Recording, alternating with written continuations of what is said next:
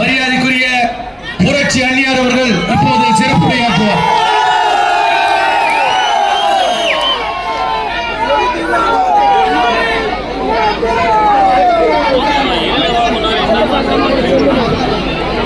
பெரியோர்களே, தாய்மார்களே,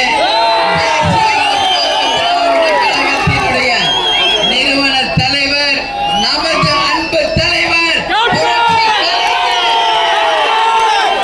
கருப்பு எம்ஜிஆர், உங்கள் வீட்டில் நமது இதய தெய்வம் கேப்டன் அவர்களை வணங்கி அவருடைய நல்லாசியுடன் இன்றைக்கு திருவண்ணாமலை மாவட்டத்தில் செங்கம் தொகுதியில் மாவட்ட செயலாளர் நேரு மற்றும்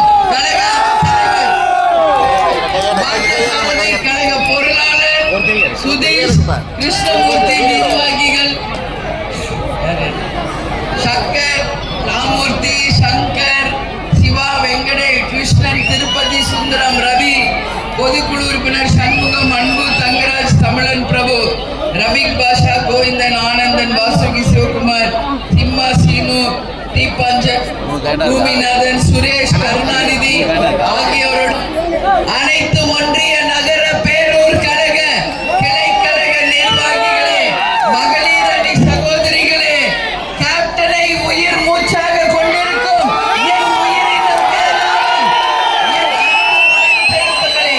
உங்கள் அனைவருக்கும் நான் இருகரப்பே நன்றிகளை இந்த நேரத்திலே நான் தெரிவித்துக் கொள்கிறேன். செங்கம் தொகுதியில உள்ளம் தேடி இல்லம் நாடி மற்றும் தலைவருடைய ரத யாத்திரை மக்களை தேடி மக்கள் தலைவர் என்று இன்றைக்கு தலைவர் அவர்கள் நம்ம மக்களை பார்க்க வந்திருக்கிறார். கேப்டன் அவர்கள் இன்றைக்கு தமிழ்நாடு முழுக்க 234 தொகுதிகளுக்கும் நேரடியாக சென்று நம் மக்களை இன்னைக்கு பார்த்துக்கிட்டு இருக்கோம். இந்த தேர் இலங்கை தமிழர்களால் தலைவருக்கு தரப்பட்டது. இந்த தேர் ஒரு வரலாற்று சிறப்பானது. உங்க எல்லாரையும் பார்த்து நான் கேட்டுக்கிறேன், இந்த தேர் நல்லா இருக்கா? தலைவர் நல்லா இருக்கா? ஏன் இது உங்களுக்காக நம்ம கொண்டு வரோன்றது புரிஞ்சுக்கணும். சென்னையில நம்ம ஆபீஸ்ல இருந்தா நீங்க எல்லாம் எப்பயோ வரும்போது தான் பார்க்க முடியும். ஆனால் தலைவர் மக்களை நேசித்த தலைவர்,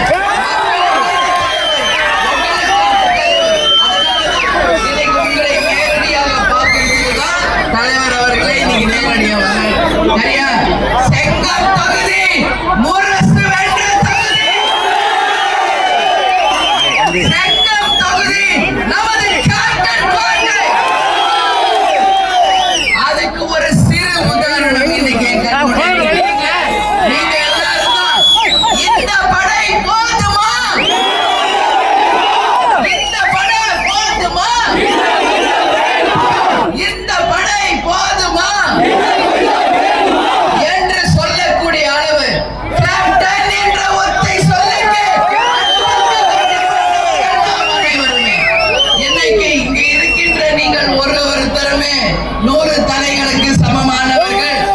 தலைவர்களை உங்க எல்லாரும் சொல்ற இந்த தொகுதியை நிச்சயமாக நாம் மீட்டெடுப்போம், உறுதியாக மீட்டெடுப்போம். துரோகிகளை பற்றி நாம் பேச தேவையில்லை. அவனுக்கெல்லாம் வரலாறு இல்லாம காணாம போய் கிடக்கிறாங்க. ஏன் கண்முன்னாடி நிக்கிறீங்களே? விசுவாசம், இந்த விசுவாசம் வந்த போதும் தமிழ்நாட்டில் நம்ம கட்சியை எந்த கோமனாலும்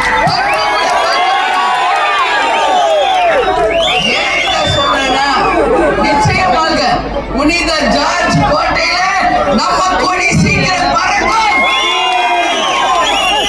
தமிழ்நாடு முழுக்க நல்ல கூட்டணி, நீங்கள் விரும்பும் கூட்டணி, கூட்டணி நிச்சயமாக அமைப்போம். உங்க எல்லாரும் கேட்டுதான் அந்த முடிவை நாம எடுக்க போறோம்.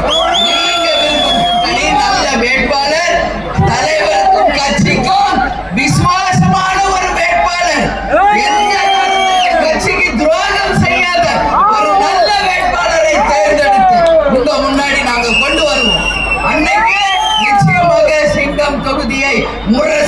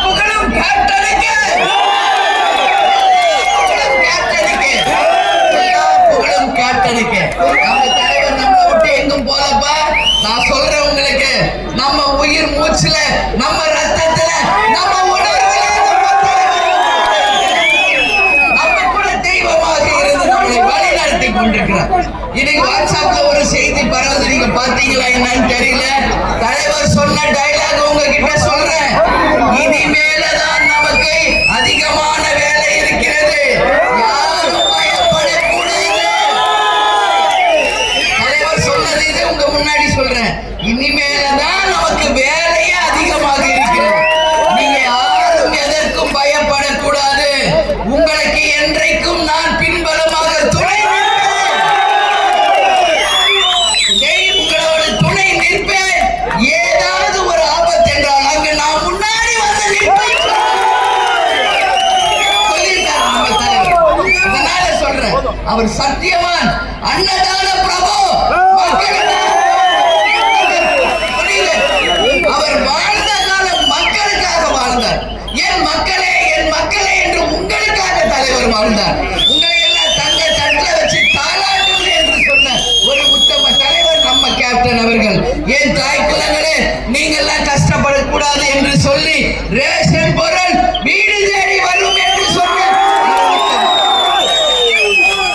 தலைவர் அவர்களை மிஸ் பண்ணது நாம செஞ்ச பெரிய தவறு. இன்னைக்கு எல்லாரும் ஃபீல் பண்றீங்க. ஆனா நான் சொல்றேன், தலைவரை விட்டதுனால பாதிக்கப்பட்டது நம்ம தமிழ்நாடு மக்கள் தான். நம்ம தலைவர் மட்டும் முதலமைச்சராக இருந்தா நான் சொல்றேன், இன்னைக்கு ஒரு கிராமத்துல தான் அவருடைய தன் பணியை ஆரம்பிச்சிருப்பார். ஆனாலும் நான் ஒண்ணு சொல்றேன், தலைவர் எங்கும் போல தெய்வமா நம்ம கூட இருக்கார். அவர் கனவு லட்சியத்தை நாம் வெல்லணுமா இல்லையா?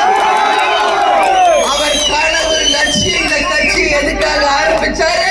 மக்களுக்காக ஆரம்பிச்சதை நாம் வெல்வோம் என்று இந்த நாள்ல நாம எல்லாரும் உறுதிமொழி ஏற்போம். இன்னைக்கு அன்னதான பிரபுவாக உலகம் முழுவதும் இன்னைக்கு தலைவரை பாராட்டுறாங்க. கேப்டன் கோயில்ல தினந்தோறும் ஆயிரக்கணக்காரங்க வந்து சாப்பிடுறாங்க. தலைவர் அவர்கள் தன்னை தேடி வர்றவங்க வயிறார சாப்பிட்டு மனசார சந்தோஷமா போகணும்னு விரும்பினார். இன்னைக்கு 1.5 வருஷம் மேல ஆச்சு தலைவர் மறைஞ்சு. இன்னைக்கும் அன்னதானம் நம்ம கோயில்ல நடக்குது. இந்த யுகம் இருக்கும் வரை நடக்கும். இந்த யுகம் இருக்கும் வரை நடக்கும். நீங்க எல்லாம் கேப்டன் கோயில் வந்தீங்களா? எல்லாரும் வந்தீங்களா? பெண்கள் வந்தீங்களா? பெண்கள் எல்லாம் வந்தீங்களா? யாரெல்லாம் வரலையோ வாங்க.